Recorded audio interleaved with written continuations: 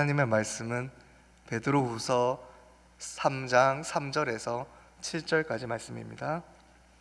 베드로후서 3장 3절에서 7절까지 말씀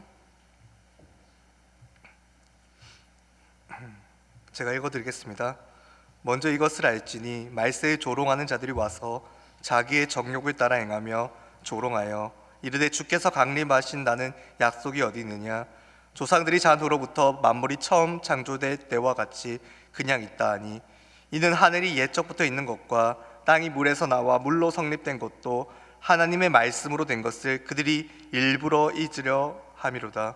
이로 말미암아 그때의 세상은 물이 넘침으로 멸망하였으되 이제 하늘과 땅은 그 동일한 말씀으로 불사르기 위하여 보호하신 바 되어 경건하지 아니한 사람들의 심판과 멸망의 날까지 보존하여 두신 것이니라.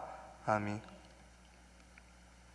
여러분, 베드로후서가 계속해서 강조하고 있는 것은요, 교회 밖에서 오는 핍박보다 교회 안에서 말씀을 무너뜨리려는 거짓 교사들의 가르침이, 그 거짓 교사들의 조롱이 더 치명적이라는 것을 보여주고 있습니다.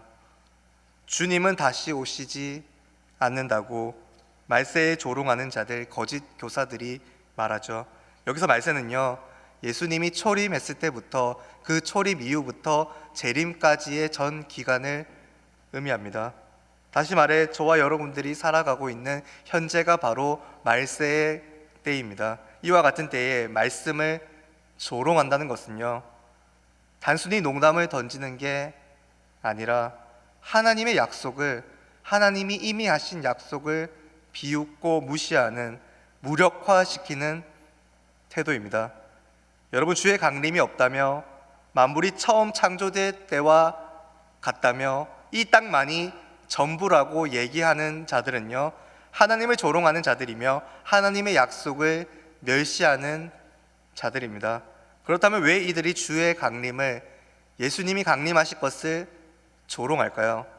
3절을 보면요, 말세에 조롱하는 자들이 와서 자기의 정욕을 따라 행하며 조롱하여 라고 말하고 있습니다. 자기의 정욕을 따라 행하는 것, 그것이 바로 조롱을 만들어냅니다. 문제의 뿌리는 바로 정욕이죠. 여기서 말하는 정욕은 단순히 인간의 욕망만을, 그 하나만을 뜻하지 않습니다. 하나님 없이 자기 마음대로, 자기 소견대로 살고 싶은 마음, 심판 없는 자유를 누리고 싶은 마음, 그것이 바로 정욕입니다. 정욕을 따라 여러 가지 죄악들이 아무렇지 않게 삶 속에서 자행되고 있죠. 여러분, 로마서 8장 7절 말씀에 이렇게 기록되어 있습니다. 육신의 생각은 하나님과 원수가 되나니 이는 하나님의 법에 굴복하지 아니할 뿐 아니라 할 수도 없음이라. 육신의 생각, 정욕들로 가득 차게 되면요, 하나님의 원수가 됩니다. 하나님의 원수가 되면 하나님과 멀어져 있기 때문에 하나님의 입장에서 전혀 생각할 수가 없게 되는 거죠. 여러분, 주의 강림을 믿게 되면요, 우리 삶을 돌아봐야 하고 회개해야 하며 자신이 한 행동들에 책임을 져야 합니다.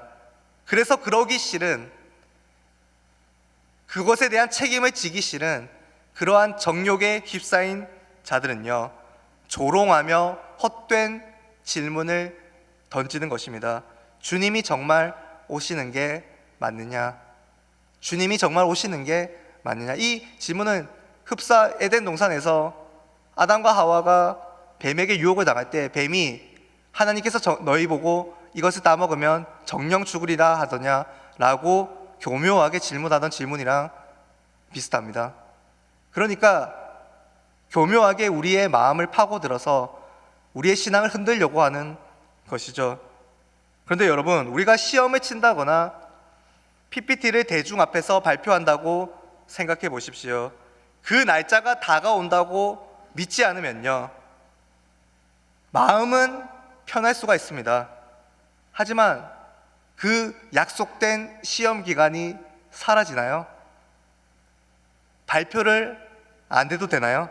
그렇지 않습니다. 반드시 그 날은 다가오게 되어 있죠. 주님의 재림은 반드시 약속대로 일어날 사건이고 하나님께서 반드시 확실하게 약속하신 일입니다. 그런데 하나님의 약속, 하나님의 말씀을 조롱하는 자들은요, 이를 일부러 잊으려고 합니다. 말씀을 들었음에도 불구하고 일부러 이것을 잊으려 합니다. 오늘 본문 5절 말씀을 보십시오. 이는 하늘이 옛적부터 있는 것과 땅이 물에서 나와 물로 성립된 것도 하나님의 말씀을 된 것을 그들이 일부러 잊으려 함이로다. 일부러, 이 일부러라는 말은 굉장히 중요합니다. 이는 모르는 게 아니라 알기를 거부하는 태도입니다. 하나님의 창조를 부정하고 말씀의 능력을 지우고 하나님이 우리 삶에 개입하심을 배제합니다. 왜냐하면 하나님의 말씀이 지금도 우리 삶에서 살아 역사하고 있음을 인정하는 순간 하나님께서 우리 삶에 전적으로 통치하심도 인정해야 하기 때문입니다. 하나님께 붙들리는 인생이 되어야 하기 때문입니다. 자기의 욕구가 많이 사라지기 때문입니다.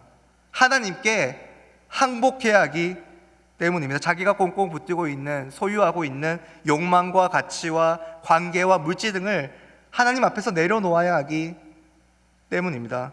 여러분, 하나님의 말씀을 거부하는 것은요, 단순히 지적인 문제가 아니라 하나님께 순종하지 않겠다는 영적인 반항입니다. 우리의 신앙적인 반항이죠. 여러분, 예수 그리스도를 믿음으로 하나님의 자녀가 되었는데 하나님의 기쁨이 되어야 하는데 하나님의 기쁨이 아니라 하나님의 반항하로, 교회의 이단하로 사시겠습니까? 정말로 하나님 없는 삶이 행복할까요? 그렇지 않습니다. 듣기 싫은 잔소리라 생각하고 성경을 덮어두어 하나님의 음성을 듣지 않으면요, 당장에는, 그 순간에는 편할 수가 있습니다. 하지만 그것은 우리에게 참된 자유가 주어지는 것이 아니라 우리로 하여금 영적 마비에 이르게 합니다. 우리의 영혼이 호흡할 수 없는 것입니다. 영적으로 죽어 있는 상태죠. 하나님과 관계하지 못하는 그 슬픔이 우리 인생의 가장 큰 고통입니다. 우리는 반드시 단절의 고통을 품고 하나님께 더 가까이 나아가야 합니다. 예수님의 십자가를 붙들고 하나님께 더 가까이 나아가야 합니다. 여러분, 하나님의 말씀을 무시하고 말씀을 조롱하는 자들의 최후가 어떠한가요? 오늘 말씀 6절 보십시오. 이로 말미암아 그때의 세상은 물이 넘침으로 멸망하였을 때, 그때는 바로 노아의 때입니다. 마태복음 24장 37절부터 39절이 이에 대해서 조금 더 친절하게 설명해 주고 있는데요, 제가 읽어드리겠습니다. 노아의 때와 같이 인자의 임함도 그러하리라. 홍수 전에 노아가 방주에 들어가던 날까지 사람들이 먹고 마시고 장가들고 시집가고 있으면서 홍수가 나서 그들이 다 멸하기까지 깨닫지 못하였으니 인자의 임함도 이와 같으리라. 여러분, 노아의 때에 홍수가 일어나기 전에 사람들은요, 먹고 마시고 장가들고 시집가는 것에 집중했습니다. 현세주의자, 쾌락주의자, 기복주의자들이 넘쳐났죠. 노아와 그의 가족들을 빼고는 대부분 그렇게 살면서 노아의 가족을 조롱했습니다. 홍수 심판을 말씀하신 하나님을 믿고 아주 오랜 기간 동안 방주를 만들고 있는 노아의 행동이 부질없고 멍청한 짓이라고 비난했죠. 하지만 그들의 조롱은요, 참으로 어리석은 조롱이었습니다. 하나님의 약속한 대로, 하나님께서 약속하신 대로 세상이 물로 심판, 물로 멸망했기 때문입니다. 그런데 그들은 멸망하는 날까지도 깨닫지 못했습니다. 여러분, 예수님은 분명히 말씀하셨습니다. 인자의 임함도 이와 같으리라. 성자 하나님이신 예수님이 분명히 말씀하셨습니다. 말씀의 주인이신 예수님이 확실하게 약속하셨습니다. 그렇다면 마지막 심판은 반드시 갑작스럽게 우리에게 임할 것입니다. 여러분, 우리의 모습을 진지하게 돌아보아야 합니다. 우리는 노아를 닮아 있습니까? 아니면 노아를 조롱하는 자들을 닮아 있습니까? 성령의 소욕을 따라 참된 믿음과 영원한 소망을 가지고 살아가고 있습니까? 아니면 육신의 정욕을 따라 하나님 없이 자기 마음대로 살아가고 있습니까? 이는 말세를 살아가는 우리들이 진지하게 심각하게 던져야 할 질문입니다. 말씀을 정리해 보도록 하겠습니다. 오늘 본문 베드로후서 3장 7절 말씀을 마지막으로 함께 읽겠습니다. 시작. 이제 하늘과 땅은 그 동일한 말씀으로 불사르기 위하여 보호하신 바 되어 경건하지 아니한 사람들의 심판과 멸망의 날까지 보존하여 두신 것이니라. 아멘. 하나님께서는 홍수 이후에 지금도 역시나 하늘과 땅을 말씀으로 붙들고 계시며 택한 자들을 부르시고 계십니다. 그리고 언젠가 마지막 날이 다가왔을 때, 마지막 날이 우리에게 임했을 때 하나님이 택한 자들을 빠짐없이 불러 구원을 완성시키셨을 때 이 땅과 하늘은 불살라질 것입니다. 경건하지 아니한 자들, 믿음이 없는 자들은요, 예수님을 믿지 아니한 자들은요, 영원한 멸망에 처하게 되겠죠. 여러분, 심판은 반드시 있습니다.